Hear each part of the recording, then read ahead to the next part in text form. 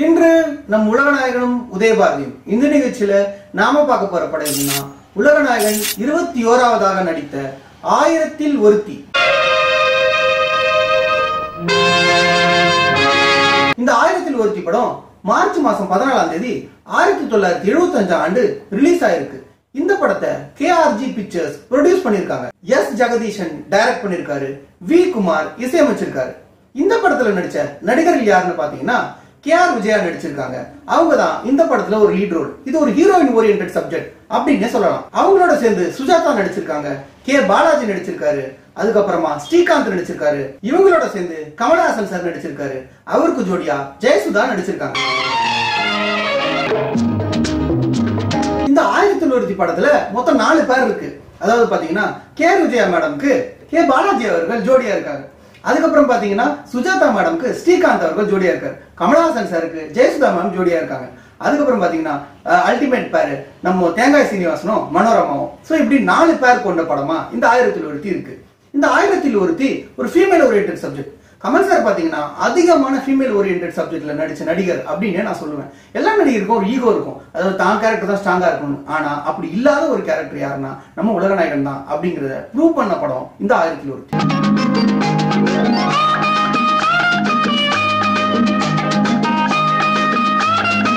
இந்த ஆயிரத்தில் ஒருத்தி படத்தோட கதையை பத்தி பார்த்தோம்னா ஓபனிங் சீன்ல இருந்து பாத்தீங்கன்னாவே KR விஜயா மேம் ஜெயில இருக்காங்க.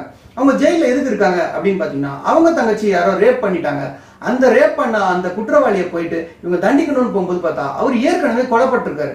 யார் கொலை பண்ணா அப்படின்னு தெரியவே இல்லை. ஆனா அந்த கொலைப்பழி இவங்க மேல வந்துட்டதுனால இவங்களை அரெஸ்ட் பண்ணி கூட்டு வந்துடுறாங்க. அம்மா சத்தியமா நான் கொலை பண்ணல. ஆனா சட்டம் என்ன கொலைகாரின்னு பட்டம் கட்டிடுச்சு. சோ அந்த கேஸை எடுத்து இவங்களை எப்படியாவது காப்பாற்றணும் அப்படின்னு காப்பாத்துற ஒரு வக்கீல் கேரக்டர் தான் சுஜாதா மேடம் நடிச்சிருக்காங்க. குற்றவாளிக்காக நான் வாதாட முடியாது. ஒரு நிரபராதிக்காக பணம் இல்லாம கூட நான் வாதாட தயாரா இருக்கேன். சுஜாதா மேடம் பாக்குறதுக்கு ரொம்ப அழகா இருக்காங்க. அவளோட தொடர்கதைக்கு அப்புறம் சுஜாதா மேமுடைய அந்த காஸ்டியூம்ஸா இருக்கட்டும், அந்த பர்ஃபார்மன்ஸா இருக்கட்டும் இந்த படத்துல ரொம்பவே நல்லா இருந்துச்சு அப்படின்னு சொல்லலாம். எங்க போயிட்டு வர்ற? சினிமாவுக்கு. மீதி டிக்கெட் இருக்கா? போலீஸ்காரங்களே மீதி டிக்கெட்டை கேட்கல அப்படின்னா போலீஸ் ஸ்டேஷனுக்கும் போயிட்டு தான் வரியா? இப்படி சுஜாதா மேமால ஜெயில இருந்து விடுவிக்கப்பட்ட KR விஜயா மேடம் எங்க போறதுன்னு தெரியாம தவிக்கிறாங்க. தன்னை ஒரு ஜெயில் குற்றவாளி அப்படின்னு யாரும் சேர்க்கப்பட்டாங்கன்ற நேரத்துல பார்த்து சுஜாதா மேம் என் வீட்டுல தங்கிக்குங்க அப்படின்னு சொல்றாங்க. அப்ப சுஜாதாவோட அண்ணனான பாலாஜி அவர்கள் குடியும் குடுத்தனமா இருக்காரு. அதாவது குடிப்பழக்கத்தோட இருக்காரு. இவர் எப்படியாவது திருத்தணும் அப்படின்னு சொல்லிட்டு KR விஜயா இவருக்கே கல்யாணம் பண்ணி வச்சிடலாம் அப்படின்னு சொல்லிட்டு அவர் கல்யாணம் பண்ணி வச்சிடறாங்க. அவர் கல்யாணம் பண்ணதுக்கு அப்புறமும் என்னன்னு பாத்தீங்கன்னா வீட்டுல வந்து பொண்ணுங்களை கூட்டு வந்து கிராடா பண்றது அப்படின்னு வந்து பண்ணிட்டு இருக்காங்க.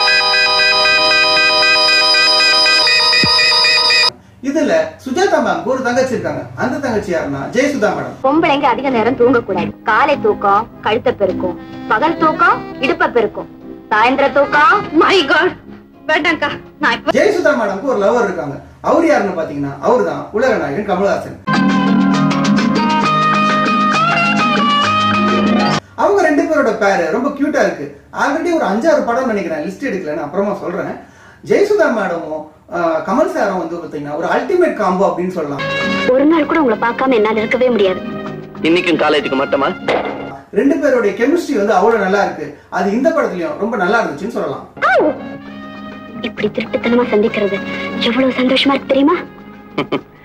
எதையுமே திருடி தின்னாதான் ருசி. படத்துல அல்டிமேட் காமெடி காம்போவான தேங்காய் சீனிவாசன் சாரும் மனோரமா மேடமும் வர சீக்வன்ஸ்லாம் ரொம்ப காமெடியா இருந்துச்சு. என்னம்மா டாக்டர் அம்மா, கார் வியாதிகள் எல்லாம் கண்டுபிடிச்சிட்டீங்களா? ஐயா மங்கி சிங்கின மூஞ்சல் குத்தும். இடையில பாத்தீங்கன்னா சுஜாதா மேமும் ஸ்ரீகாந்த் சாரும் லவ் பண்றாங்க. அவங்களுக்கு 2-3 லவ் சீக்வன்ஸ் வருது. அது பாக்குறதுக்கு நல்லா இருக்கு. ஆனா இதுல ஒரு இது பிரச்சனை என்னன்னா அந்த கொலை செய்யப்பட்ட அந்த குற்றவாளியோட பையன் தான் நம்ம ஸ்ரீகாந்த். மாப்பிள பொண்ணு எப்படி குட்டா? மை காட், பொண்ணுதான் வெக்கப்படும் சொல்லுவாங்க. மாப்பிளையே பட்டிக்காடு மாதிரி வெக்கப்படுறாரு. ஸ்ரீகாந்த் சார் என்ன நினைக்கிறாருன்னு பாத்தீங்கன்னா KR விஜயா மேடம் எப்படியாவது அவங்க அந்த வீட்டை விட்டு துரத்தணும், ஏன்னா தான் அப்பாவை அவங்க தான் கொலை பண்ணாங்க அப்படின்னு அவர் நினைச்சுக்கிட்டு அவங்கள அனுப்பணும் அப்படின்னு தீர்மானமா இருக்காரு. KR விஜயா மேடம் வீட்டை விட்டு அனுப்புனீங்கன்னா தான் சுஜாதா மேடம் கல்யாணமே பண்ணிக்குவேன் அப்படின்னு அவரு ஒரு பக்கம் நிக்கிறார். எனக்கு சீதன பெட்டி வேண்டாம், உன் உயரத்துல சவப்பெட்டி வேணும், அதுல உயிரோட நீ வேணும். சுஜாதாவுடைய தங்கச்சியான ஜெயசுதாக்கு KR விஜயா சுத்தமா பிடிக்க மாட்டேங்குது. அவங்க என்ன சொன்னாலும் எதிர்த்து பேசிக்கிட்டே இருக்காங்க. இன்னைக்கு எல்லாம் என்னென்ன நடக்க போதோ. ராத்திரி பாண்டிய ஒரு பாட்டு பாட்டா அது கன்றாவி. ஜெயசுதா மேடம்க்கு லவர் இருக்காங்க அப்படின்னு ஆல்ரெடி நான் சொன்னேன். அதுதான் உலகநாயகன் கமல்ஹாசன். உலகநாயகன் கமல்ஹாசனும் ஜெயசுதா மேடமும் லவ் பண்றாங்க. அவங்க லவ் சீக்வன்ஸ் எல்லாம் பாக்குறதுக்கு ரொம்ப அருமையா இருக்கு. அதுல பாத்தீங்கன்னா ஒரு காட்டுல அவங்க 2 பேரும் டவல் மட்டும் கட்டிக்கிட்டு ஏதோ தப்பு பண்ணிட்டு வர மாதிரி ஒரு ரொமான்டிக் சீக்வன்ஸ் எல்லாம் வருது.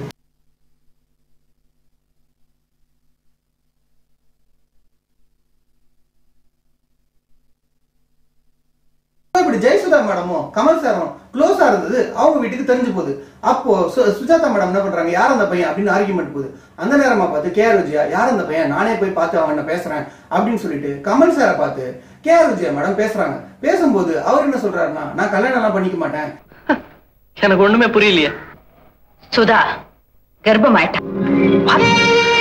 சுதா கர்ப்பமாயிட்டாளா? அதுக்கு நான் தாப்பனா?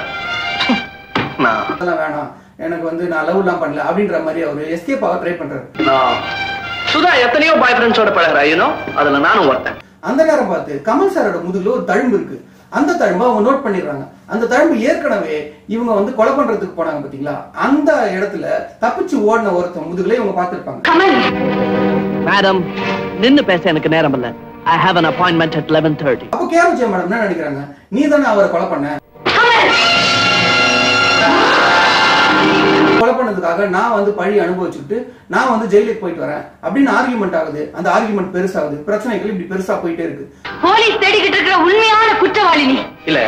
அத பத்தி எனக்கு ஒண்ணும் தெரியாது. அது நீங்க விடுதலை செய்யப்பட்ட நிரபராதி. கல்யாணத்துக்கு ஏற்பாடு பண்ணட்டுமா? இப்படி போயிட்டு இருந்த இந்த கதை கடைசியா ஜெயசுதா மேடமும் கமல் சாரும் கல்யாணம் பண்ணி அந்த கல்யாண மேடையில மறைக்காதீங்க, உண்மையை சொல்லிடுங்க. நான் இந்த கொலை செய்யல, நான் நிரபராதி. கைது செய்து வச்சிருக்கு. அவங்க வேற யாரும் இல்ல, ஜானகி அம்மாவோட தங்க. சோ இப்படி போயிட்டு இருந்த கடை கடைசியில எங்க முடியுதுன்னு பாத்தீங்கன்னா, யார் கொலை பண்ணா அப்படின்னு போயிட்டு இருக்கும்போது கடைசியில பாத்தீங்கன்னா கேஆர் விஜயா மேடமுடைய தங்கச்சியே தான், அதாவது விக்டிமே தான் அந்த பணக்காரரை கொலை பண்ணிருக்காங்க அப்படின்னு இந்த கதையை முடிச்சிருக்காங்க. நீ கொன்னியா? ஆனா ஏற்கனவே பரந்தாமன் கத்தியால குத்தப்பட்டு கிடந்த அதை பார்த்து பயந்து ஓடும்போதுதான் நீங்க என்ன பாத்தீங்க. இந்த 1001 படத்தை முடிச்சிடறாங்க.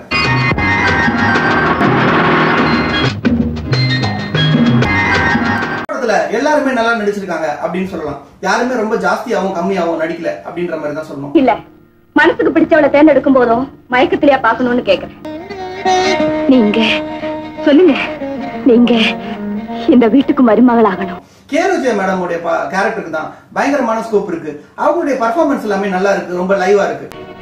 நான் இந்த வீட்டுக்கு மருமகள் அவரை சம்மதிக்கிறேன். உங்க மனசை குளிர வைக்கணுங்கிற லட்சியத்துக்காகவே நான் உங்களுக்கு அண்ணி ஆகிறேன். ஆனா மத்தபடி பாத்தீங்கன்னா சுஜாதா மேடம், ஸ்ரீகாந்த் சார் இவங்களுடைய பர்ஃபார்மன்ஸ் எல்லாம் பெரிய தீனி போடுற மாதிரி எந்த சீக்வன்ஸுமே இல்ல.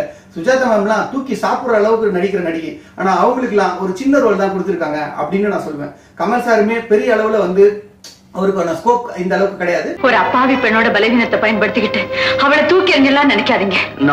இது நான் இல்ல, இதுக்கு நான் காரணம் இல்ல. It could not be. ஜெயசுதாவும் Kamal சாரும் இருக்க சீக்வன்ஸ்லாம் படத்துல கொஞ்சம் ஆறுதலாவும் ரிலாக்ஸேஷனாவும் இருக்கு அப்படின்னு சொல்லுவாங்க. நினைத்ததை முடிப்பது, கிடைத்ததை ரசிப்பது என்றும் ஆனந்தம். இந்த 1001 படத்துல உலகநாயகன் யார் அப்படின்னு பார்த்தா, உலகநாயகன் ஒரு காலேஜ் ஸ்டூடெண்டா வராரு. அதுக்கப்புறம் ஜெயசுதா மேடம்க்கு லவ்வரா வராரு. அவர் வர சீன்ஸ் எல்லாமே ரொம்ப கியூட்டா இருக்கு, ஜாலியா இருக்கு. அவர் பார்க்கும்போது நம்மளுக்கு ஒரு ரிலாக்ஸேஷனா இருக்கு. ஒரு சாங் சீக்வன்ஸ் வருது, ஒரு டூயட் வருது. நெருக்கத்தில் மயக்கத்தில் அணைப்பது சுவைப்பது இன்பம் பேரின் நெருக்கத்தில் மயக்கத்தில் அணைப்பது சுவைப்பது 4-5 ரொமான்டிக் சீக்வன்சஸ் வருது. அவருடைய ஃப்ரேம் எல்லாமே பார்க்கிறதுக்கு ரொம்ப அழகா இருக்கு. வாழ்க்கை வாழவே கேஆர் விஜயா மேமோட பேசுற சீக்வன்ஸா இருக்கட்டும், ஜெயசுதா மேடம் பேசுற சீக்வன்ஸா இருக்கட்டும், எல்லாத்துலயுமே அவருடைய கெட்டப்பா இருக்கட்டும், அவரை பார்க்கும்போது நம்மளுக்கு ஒரு சந்தோஷமா இருக்கு. பட் என்ன ஒண்ணு பாத்தீங்கன்னா, அவருடைய ஸ்கிரீன் பிரசன்ஸ் கம்மியா தான் இருக்கும். என்னன்னா, ஒரு ஃபீமேல் ஓரியன்டட் சப்ஜெக்ட்ல, அதாவது நான் அந்த படம் வரும்போது அவர் ஓரளவுக்கு ஹீரோவா நடிக்க ஆரம்பிச்சிட்டாரு. இந்த அளவுக்கு எடுத்து நடிச்சிருக்கிறது பார்க்கும்போது பெருமையா இருக்கு. கமல் சார்னாலே அந்த மாதிரி தானே பண்ணுவாரு அப்படின்றது ஒரு நம்ம புதுசு ஒண்ணும் கிடையாது.